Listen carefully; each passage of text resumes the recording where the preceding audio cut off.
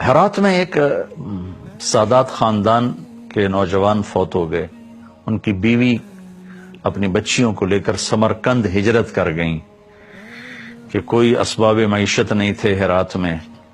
تو وہاں پتہ کیا کوئی سخی سردار ہو، تو پتہ چلا ایک مسلمان بڑا سخی سردار ہے اور ایک مجوسی آگ کا پجاری بڑا سخی سردار ہے.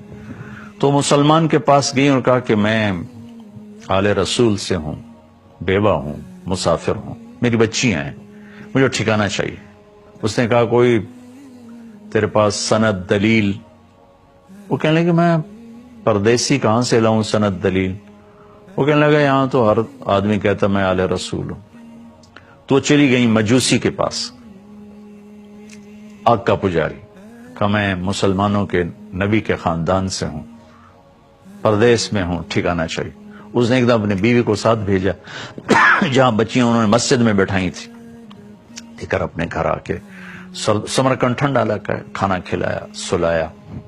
رات کو یہ مسلمان سردار نے خواب دیکھا، جنت میں خوبصورت عالیشان محل ہے سونے چاندی کا، دروازے پر اللہ کے نبی کھڑے ہیں. یہ پوچھتا یا رسول اللہ یہ محل کس کا ہے؟ تو آپ نے فرمایا یہ ایک ایمان والے کا ہے. تو انہوں نے عرض کی یا رسول اللہ میں بھی ایمان والا ہوں. تو آپ نے فرمایا اپنے ایمان پہ کوئی دلیل پیش کر. تو ایک دم گھبرا گئے. پھر آپ نے بڑے غصے سے فرمایا کہ میری بیٹی تیرے پاس چل کر آئی، تو اس سے دلیل مانگنے لگا، سند مانگنے لگا، دور ہو جا میری نظروں سے. اس کی آنکھ کھلی تو اس کی چیخ و پکار، وہ کہاں گئی وہ عورت، وہ بچیوں والی کہاں گئی؟ پتہ چلا کہ وہ تو لے گیا آگ کا پجاری.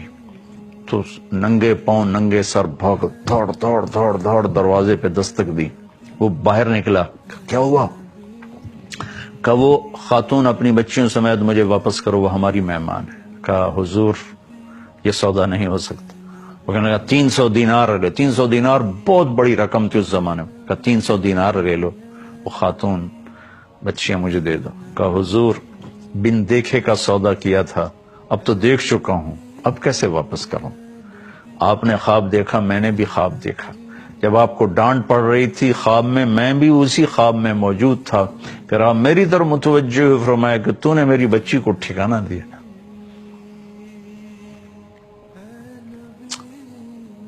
اللہ نے تیری اور تیرے سارے خاندان کی بخشش کر دی ہے اور تیرے لیے جنت کا فیصلہ کر دیا ہے. کہا ہم میری آنکھوں ہم سب کلمہ پڑھ چکے ہیں، ہم سب ایمان لا چکے ہیں، اب میں واپس نہیں کروں گا. بھائیو قدر کیا کرو اللہ کے نبی کے خاندان کی.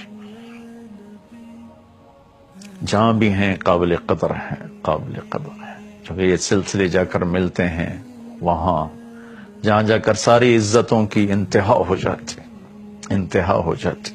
اور آپ کی اولاد ساری دنیا میں پھیلی ہوئی ہے. اس میں بھی کوئی شک نہیں کہ بہت سے لوگوں نے ایسے ہی اپنے آپ کے ساتھ یہ نام لگا دیا ہے، لیکن میں تو کہتا ہوں کبھی تحقیق نہ کرو. بس جب لفظ سید آئے جو خدمت کر سکتے ہو کیا کرو، تحقیق میں نہ پڑا کرو کہ تم تو اللہ اس کے رسول سے سودا کر رہے ہو، اسے تھوڑا ہی کر رہے ہو.